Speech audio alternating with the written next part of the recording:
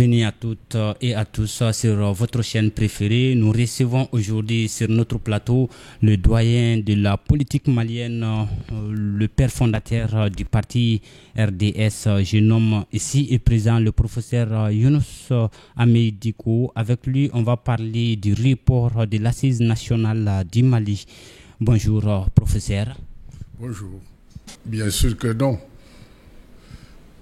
Les assises nationales pour la refondation ne peuvent pas être considérées comme une obligation pour le Mali. Le Mali a des problèmes qui sont visibles, lisibles partout, et ils ont été répertoriés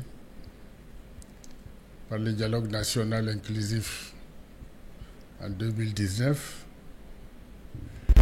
et au fur et à mesure, la liste est complétée jusqu'aux événements du 18 août 2020.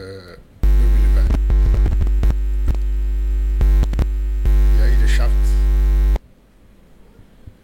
pour la transition qui a fixé les lignes de conduite, et naturellement, il aurait suffi d'exécuter rapidement les points essentiels de cette charte pour achever la transition. Il s'est trouvé que la transition que nous avons a deux segments. Le premier segment, on avait le Premier ministre Mokhtar Ouane. Le deuxième segment, on a pour Premier ministre M. Choguel Kokala Maïga, qui a fait des assises nationales pour la refondation, la loi du deuxième segment de la transition. Donc, c'est quelque chose de superfétatoire qui pouvait attendre. La transition, c'est la charte à régler, c'est pas une obligation. Alors, si on venait à la tenue de cette assise nationale, est-ce que pour vous, elle est synonyme du retour de la paix au Mali? Bien sûr que non. Vous savez, le retour de la paix au Mali, ce n'est pas pour demain. C'est quelque chose de longue haleine. C'est quelque chose qui est long à venir. Aujourd'hui, vous le savez, vous êtes jeune, vous vivez le pays, vous vivrez encore longtemps le pays. Vous savez très bien qu'il n'y a de la paix nulle part dans ce pays aujourd'hui. Et surtout que les assises nationales pour la refondation ont plus un esprit de gouvernance qu'un esprit de retour de la paix. Le retour de la paix, c'est faire taire les armes. Et les assises nationales de la refondation ne peuvent pas faire taire les armes. Ça n'a même rien à voir. Les problèmes seront les mêmes avant et après les assises. Il faut combattre. Il faut éradiquer le terrorisme. Il faut battre le terrorisme. Dans tout ce que l'on voit, on n'a jamais vu la négociation dans l'histoire des nations ramener la paix avec les terroristes. Il faut les combattre et les vaincre. Ensuite, on négocie pour établir effectivement la paix. Mais jamais on n'obtiendra la paix avec eux par la négociation, sans avoir pris l'ascendant sur eux, sur le champ de bataille. Donc, c'est un phénomène, un processus long. Il faut être pressé, mais il faut voir les choses à moyen et long terme. La guerre seule ne suffit pas, mais les négociations non plus. Il faut les deux à la fois. Alors, dans le même chapitre, si ça se tenait aujourd'hui, est-ce qu'en tant que président d'un parti politique, vous irez à cette rencontre? Si les assises se tenaient aujourd'hui, notre parti, le RDS, a déjà décidé qu'il ira à ces assises. Nous irons à ces assises parce que nous avons décidé de soutenir la transition. Quand on soutient quelqu'un, on ne peut pas refuser d'aller aux rencontres qu'il organise. Et ce n'est même pas normal qu'on n'y aille pas. La deuxième chose, c'est que nous pensons que tout gouvernement a le droit et le devoir de tenir les rencontres, les réunions, les assises, les dialogues nécessaires pour gérer l'État et aussi pour trouver les solutions aux problèmes des citoyens. Le gouvernement a ce droit-là.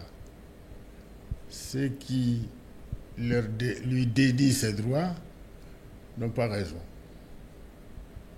Et ceux qui pensent que ces assises sont inutiles, il ne faut pas les tenir, il ne faut pas y aller, ils n'ont pas raison. Il faut y aller et démontrer leur inutilité. On ne peut pas le faire de l'extérieur. Il faut y aller.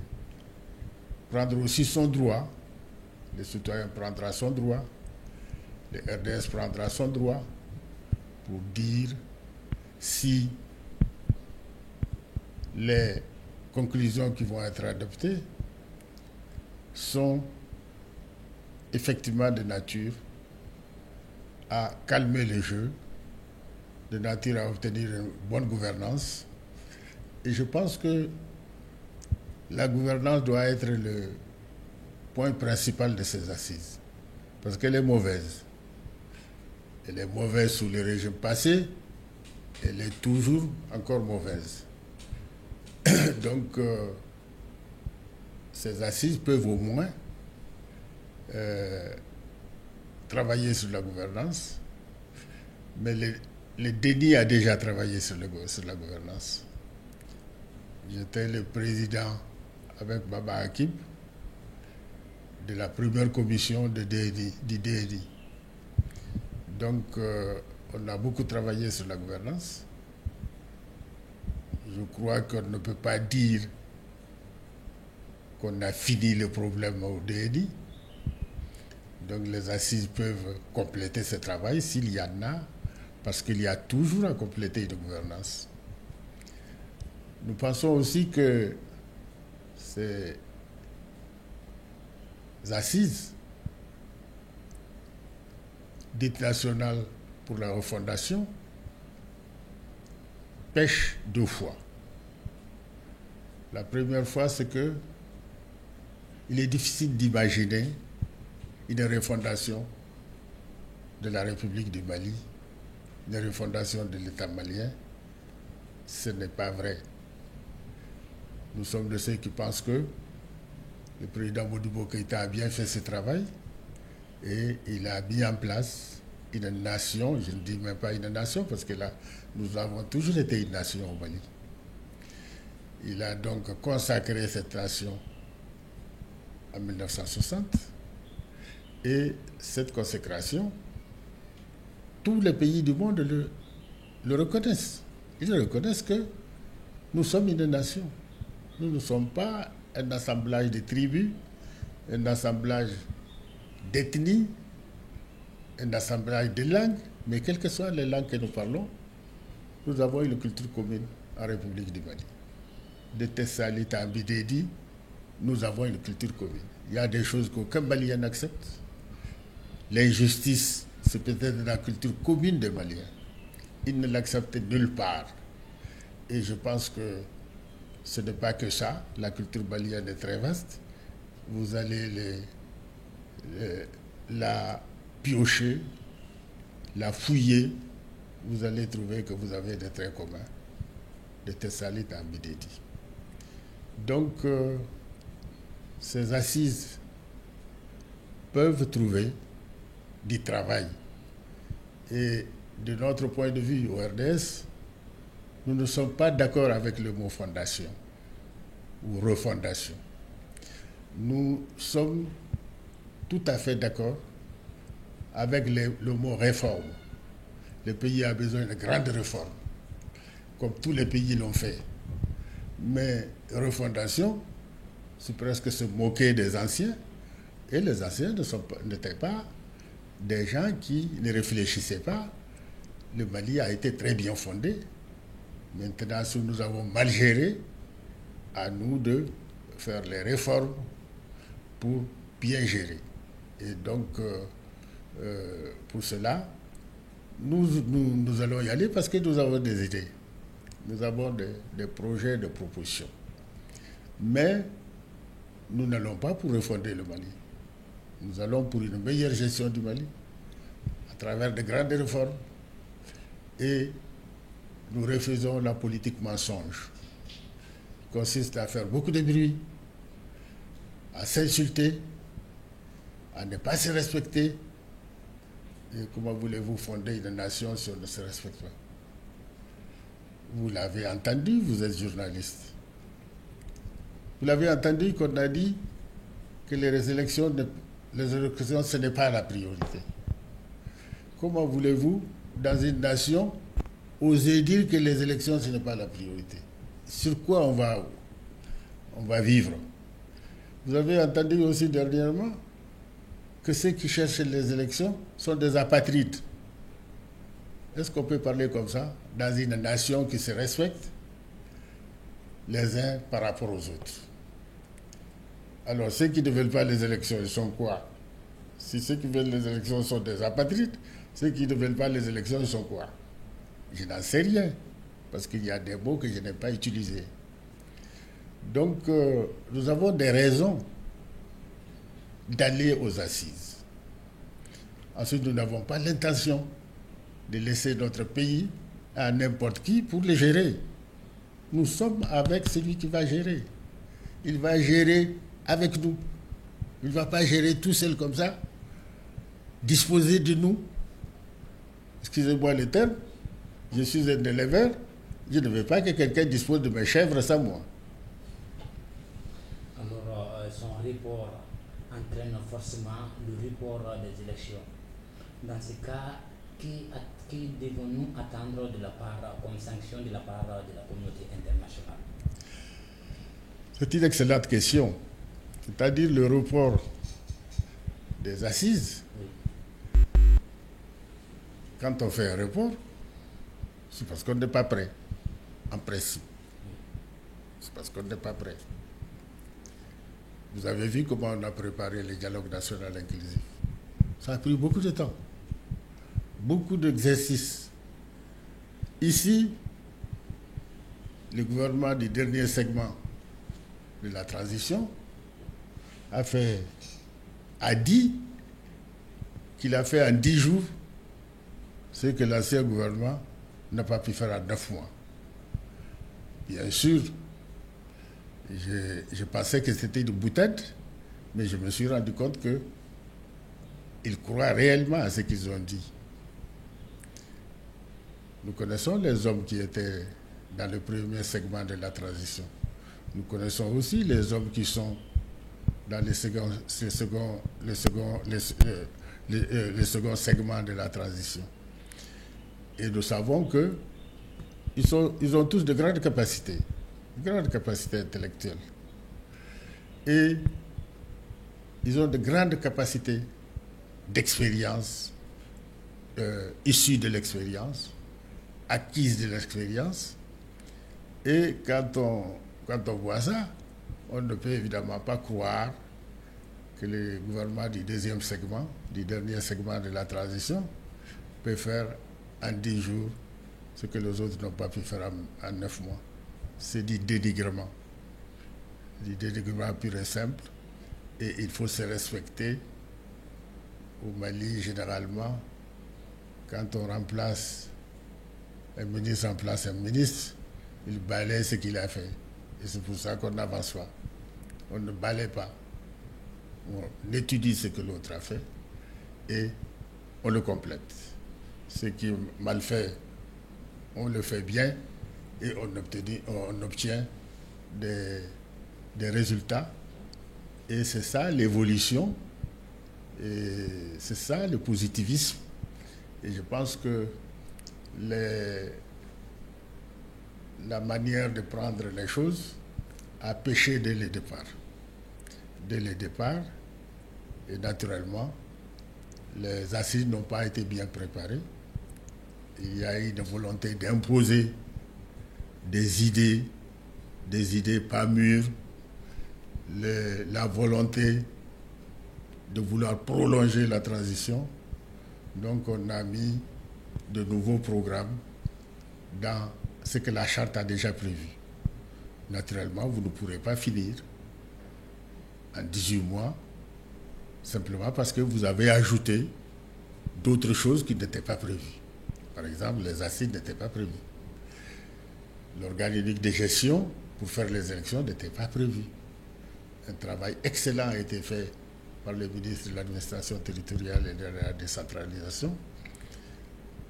Le dernier segment de la transition a mis ça sous les boisseaux, comme on dit. Et naturellement, il faut faire de nouvelles choses. Et on n'a pas le temps de faire de nouvelles choses. Donc, nous disons que ce renvoi de la date des assises ne me paraît pas négatif. Cela ne me paraît pas négatif parce que ça permet de détacher les élections des assises nationales de la refondation.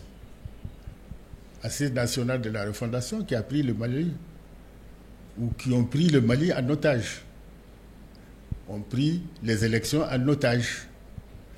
Et naturellement, c'est un problème sérieux. Et nous pensons que les élections ne peuvent pas dépendre des assises nationales de la refondation. Parce que c'est une réelle prise en otage du retour à une vie constitutionnelle normale, à un ordre constitutionnel normal. Tout ceci a été pris en otage par l'organisation des assises nationales de la refondation, qui sont floues. Ce n'est pas clair. Même l'organe indépendant de gestion est flou. Ce n'est pas clair. On ne peut pas imaginer que pendant une transition, on va mettre un tel organe en place parce que cet organe ne serait pas objectif. C'est la transition qui va nommer ces hommes. Regardez ce qui s'est passé avec la commission d'organisation des assises nationales, le panel de hautes personnalités, etc., etc. Les personnes choisies sont des gens très bien dans les deux organes, mais ce n'est pas consensuel. Les partis politiques ont été éliminés systématiquement dès lors que c'est des partis politiques qui ont des idées à exprimer. Et ça permet d'arriver à des assises nationales de la refondation avec des gens qui vont dire oui, qui applaudissent partout. Et on sort de ça, on dit oui, c'est le peuple qui a fait, c'est le peuple qui a admis. Non, ce n'est pas le peuple. Attention. nous savons où se trouve le peuple.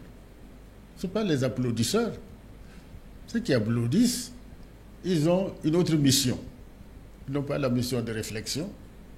Ils n'ont même pas la mission d'exécution.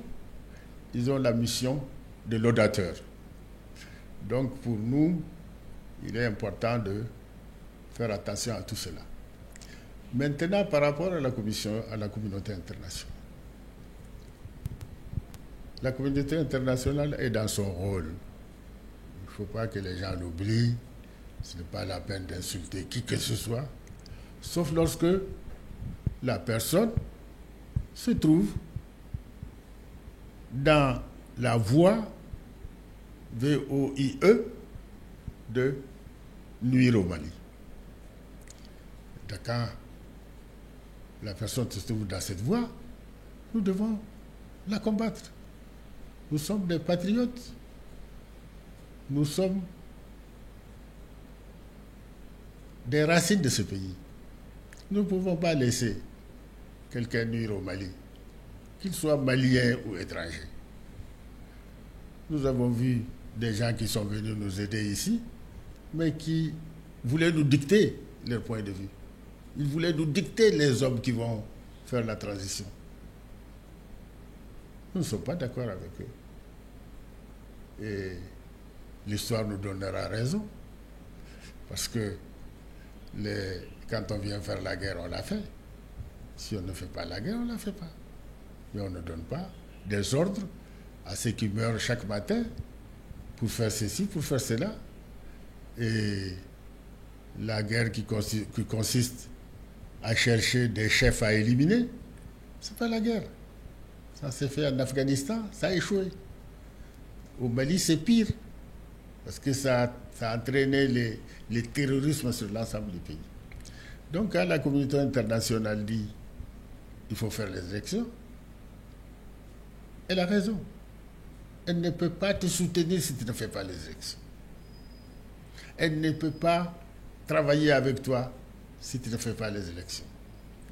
Elle travaille selon ses règles avec des hommes élus, pas des populistes qui se mettent à injurier toute la nation, tous les jours qui passent. Écoutez la radio, lisez les journaux, vous verrez les titres qui passent.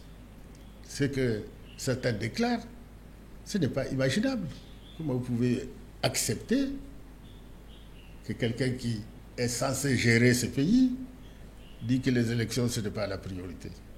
Et son porte-parole dit que ceux qui veulent les élections sont des apatrides. Comment on peut imaginer mener un pays comme ça?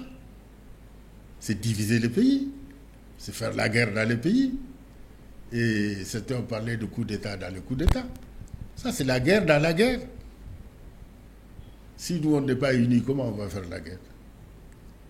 Et celui qui est chargé de gouverner, il doit rassembler les gens.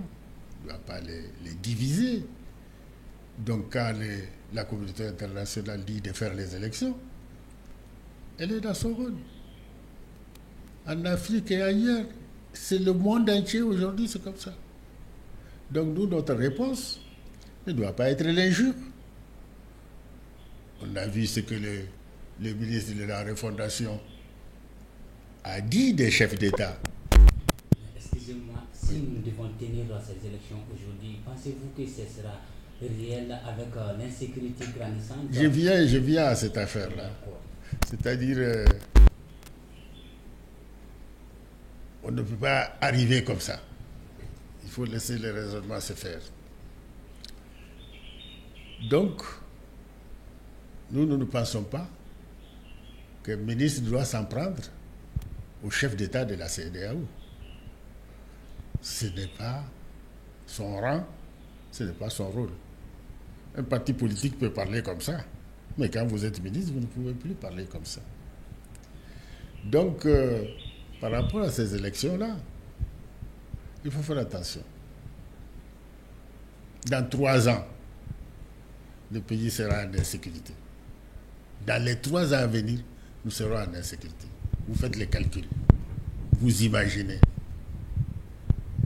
Donc c'est un faux problème, un faux débat de dire que l'insécurité est comme ça, on ne peut pas faire les élections. Ça a toujours été comme ça. L'insécurité dans ce pays, ce n'est pas seulement en 2012. C'est beaucoup d'années. Les élections peuvent se faire dans l'insécurité. Et elles doivent se faire, quelle que soit l'insécurité. Parce que comment vous voulez qu'on laisse le pays à des non-élus pour les gérer dans l'insécurité? Mais ils ne peuvent pas. Quand il y a l'insécurité, c'est pour tout le monde. Le pays, nous n'avons pas dit qu'il faut la sécurité, le retour de la paix pour faire les élections. Comment nous allons laisser blanc-seing à des gens qui sont arrivés au pouvoir pendant des années disposer du pays sans un pouvoir légal et légalisé? Ce n'est pas possible, il faut faire très attention. L'insécurité, ce sera là pendant des années. L'insécurité était là quand on a fait les élections en 2013. L'insécurité était là quand on a fait les élections en 1992. L'insécurité était là. C'est vrai que ça augmente, mais il y a des dispositions pour faire les élections. Si on fixait des dates pour les élections, vous croyez que la communauté internationale va croiser les bras? Elle va agir pour que les élections puissent se faire. Et c'est ce qu'elle a toujours fait. En 2013, c'est la communauté internationale qui a sécurisé les élections. Maintenant, le vrai problème, c'est de dire que c'est des élections qui se sont passées dans une situation d'exception. Elles auront un coefficient de non clair ou de non sincère. Ce coefficient pourra toujours exister dans l'état actuel des choses. Parce que les élections, on a vu comment ça se passe. On prend l'exemple de l'Afghanistan. On a vu comment les élections sont passées avec la communauté internationale qui a engagé ses forces pour sécuriser les bureaux de vote. Et ici chez nous, en 2013, c'est sûr, c'est la communauté internationale qui a assuré le vote. Et si vous avez voté à Bamako, moi j'ai voté, c'est les forces internationales qui étaient dans les cours des bureaux de vote, etc., etc. Donc c'est pour dire que si nous sommes décidés à aller aux élections, ça veut dire que nous allons mettre les moyens pour réussir les élections. Les moyens sont les nôtres, plus ceux de la communauté internationale. Donc quand les gens disent attention, l'insécurité, est-ce qu'on peut faire les élections? Mais c'est pour ne pas parce qu'ils ne veulent pas faire les élections. Ils veulent en profiter pour ne pas faire les élections. Ça ne marche pas. Et le peuple n'acceptera pas. Donc vous n'êtes pas du même avis que ceux qui disent que tenir ces élections sans le centre et le nord du Mali, sans le nord et le centre du Mali, sans eux, donc c'est confirmer la partition du Mali. Mais non, mais ça ne se fera pas comme ça. Les élections auront lieu dans le nord et dans le centre. Pourquoi elles n'auraient pas lieu? Est-ce que vous pensez que, théoriquement, vous êtes sûr que les élections peuvent se passer à Bamako? Par rapport à l'insécurité? Vous êtes sûr que ça va se passer à Sikasso? Que ça va se passer à Kaï? Ça va se passer à Ségou? Par rapport à l'insécurité? Le nord, là, les élections ont toujours eu lieu là-bas. Parce que les mouvements armés, si on a les élections, c'est les mouvements armés eux-mêmes qui vont sécuriser en partie les élections. Les élections municipales qui s'étaient passées dans l'État, c'était les mouvements armés qui ont sécurisé les élections.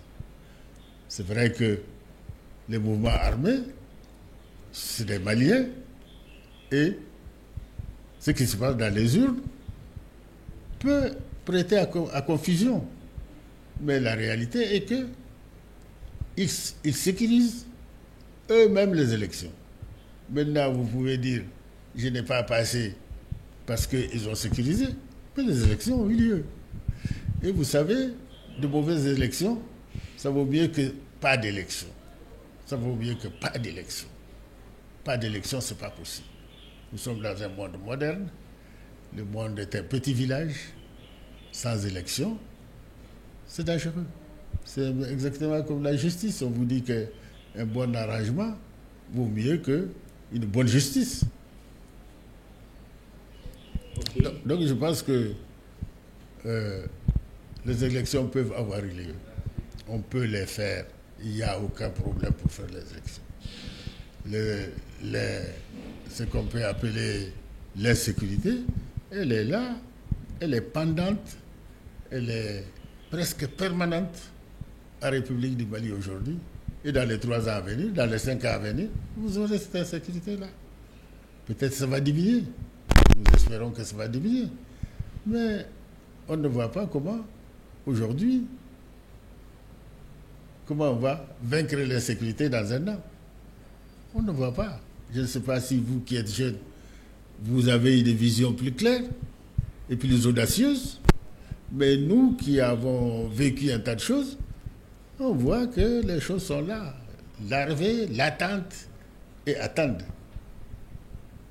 L'insécurité peut même s'aggraver dans l'avenir. Donc vous ne pouvez pas attendre cela pour faire les élections. Nous avons vécu le même problème avec la Covid. Certains ont dit, ah non, on ne peut pas faire les élections maintenant, il faut attendre. Nous avons dit, on attend, mais la Covid va augmenter. Si on attend, ça va augmenter. Donc, lier les élections à l'insécurité, c'est très grave même dans l'esprit. C'est très grave pour ceux qui pensent comme ça. Parce qu'en fait, c'est ceux qui veulent qu'on gouverne le pays sans responsable désigné par le peuple. Ça ne peut pas se faire. Et ce sont ceux qui sont au pouvoir qui parlent comme ça. Vous pouvez me dire aussi, ceux qui ne sont pas au pouvoir sont pressés d'arriver. Et ils veulent les élections. Mais les élections, c'est pour ceux qui sont au pouvoir et ceux qui ne sont pas au pouvoir. C'est pour tout le monde. Vous êtes au pouvoir aujourd'hui. Vous ne pouvez pas vous présenter tel que c'est prévu. Mais vos gens sont là, qui attendent. Faites-les élire, puisque vous avez le pouvoir. Il faut les faire élire. Ça vaut mieux que vous, qui n'êtes pas élus et qui gouvernent le pays. C'est ça le problème. Et la communauté internationale ne permettra pas. Alors, une avant-dernière question. Vous avez parlé des mauvaises élections. Alors qu'on a dit en 2018 avec le cas de IBK, est-ce que ça ne va pas entraîner d'autres problèmes? Oui, vous savez, nous avons connu ça, mais il y a beaucoup de mensonges dans cette affaire. Peut-être le moment n'est pas venu pour dire toute la vérité. Mais on peut dire une vérité. C'est le cas d'Ibeka lui-même qui a créé les problèmes dans les élections. Plus que l'opposition. Et ça, je peux l'affirmer.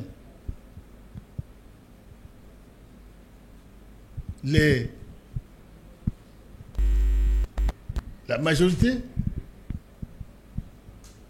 a eu des problèmes entre ses militants. Ceux qui ont été élus et ceux qui n'ont pas été élus ont dit qu'il y a l'injustice. Et ils ont demandé à casser l'Assemblée pour venir à l'Assemblée. Ce n'est pas l'opposition. Ce qui s'est passé avec Ibeka, l'histoire démontrera la vérité. C'est le camp d'Ibeka lui-même qui a cassé les élections. Ce n'est pas l'opposition. Les députés spoliés, vous connaissez les termes. Ils sont tous de la majorité. C'est eux qui ont créé le problème. L'opposition est dans son rôle aussi de dire je ne suis pas élu. Donc si vous voyez la réalité, elle est très différente de ce que les gens pensent. Le problème d'Ibeka est complexe. Ce sont ses camarades qui ont été ses opposants les plus meurtriers. Ce n'est pas la véritable opposition. La véritable opposition ne pouvait même pas modifier les choses. C'est parce que les vers étaient dans le fruit. Alors, pour clôturer cette interview, quelles conséquences devons-nous attendre après ce report? Oui. La première conséquence de mon point de vue, comme je l'ai déjà dit, c'est de déconnecter les élections des assises nationales de la refondation. Et je le répète, les assises nationales de la refondation ont pris en otage le pays et les élections. La notion d'élection n'a rien à voir avec les assises, la notion des assises nationales de la refondation. Imaginez-vous qu'on fasse les assises et que on imagine beaucoup de choses parce que on a amené une majorité de partout qui va, au cours des assises, entériner la politique mensonge. Et à ce moment-là, nous ne savons pas quand on peut faire les élections. Parce que pour les tenants de la politique mensonge, tant que ces choses, des choses qu'on ne connaît même pas, ne sont pas réalisées, on ne peut pas faire les élections. Ou tant que l'insécurité n'est pas vaincue, on ne peut pas faire les élections. À ce moment-là, ça va aller très long. Donc pour moi, je pense que le report des assises nationales de la refondation nous donne le temps de réfléchir aux élections, de nous déconnecter de l'organisation des assises pour nous brancher sur les vrais problèmes. Ceux qui sont les nôtres, à nous tous au Mali. Les assises nationales de la refondation ne sont que les affaires du dernier segment de la transition. Ce ne sont pas les affaires du pays. Et je pense que dans tout ça, la communauté internationale ne baissera pas, ne nous fera pas de cadeaux. Elle ne nous fera pas de cadeaux. Mais l'intelligence de déconnecter les élections des assises nationales permet de mieux parler avec la communauté internationale. Parce qu'en vérité, nous savons que le 27 février 2022, nous ne pourrons pas faire les élections. Ça a été entraîné par l'entêtement à organiser les assises nationales de la refondation. C'est pour ça qu'on ne peut pas faire les élections en février. Donc, en déconnectant, nous allons pouvoir négocier avec la communauté internationale un temps raisonnable pour pouvoir organiser ces élections. Et c'est ça qu'il faut faire maintenant. Le reste, on a le temps. Si on n'a pas le temps, le gouvernement élu qui va venir aura le temps. Aura 5 ans pour réfléchir. Sans avoir la pression dans le dos. Parce qu'aujourd'hui, qu'est-ce qui se passe? le gouvernement a la pression de la communauté internationale, mais il ne faut pas l'oublier, il a aussi la pression du peuple. De l'autre côté, qui n'est pas d'accord avec cette politique mensonge. Donc, nous espérons que cette situation nous amènera un peu de calme dans la réflexion, parce que jusqu'ici, on ne sait même pas où on va. On se bat sur les assises nationales de la fondation. Et ce n'est pas le vrai problème. Le vrai problème, c'est la sécurité que nous avons. L'argent qu'on dilapide dans tout ça, doit être donné aux forces armées pour pouvoir se battre contre la sécurité. Même les panels de haute personnalité, la commission d'organisation, ils sont très coûteux. Parce que c'est des décrets du président qui nomme les gens et des décrets du premier ministre qui nomme les gens. C'est coûteux, ça coûte beaucoup d'argent. Lors du déni, dialogue national inclusif, les gens qui organisent tout ça, c'est bénévole, juste pour leur donner quelques licences ou un truc comme ça. Mais les nominations par décret, ça répond aux critères de l'État. Je suis nommé par décret, voilà comment je dois être traité, etc., etc. Un décret présidentiel, c'est encore plus qu'un décret pris en Conseil des ministres. Vous avez 3 décrets ici aujourd'hui, le décret du président, le décret pris en Conseil des ministres et le décret du Premier ministre. Ce sont des décrets qui coûtent cher aussi financièrement. Donc, honnêtement, ça permet de respirer. Ça permet de rompre les rangs du combat. Parce que les gens ont commencé à se regrouper, à préparer le combat. Maintenant, ça calmera un peu les gens pour qu'on s'occupe de nos vrais problèmes.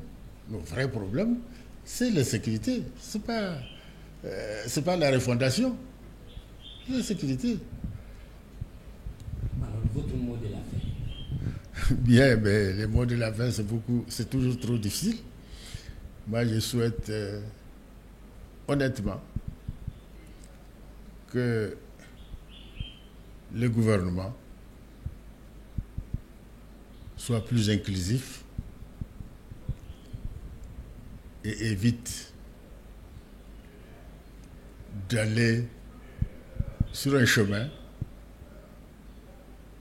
qui apparaît révolutionnaire, mais qui est en réalité populiste. Donc il faut que le gouvernement considère tous les enfants du Mali sur le même pied d'égalité et ne pas faire du clanisme tel qu'on le voit aujourd'hui. Et c'est vraiment ce que je souhaite. Et j'espère que la plus haute autorité de l'État y veillera l'inclusivité. Sinon, on ne va pas loin, on n'ira pas loin. Merci. On vous remercie infiniment, professeur Younous Ameïdikou.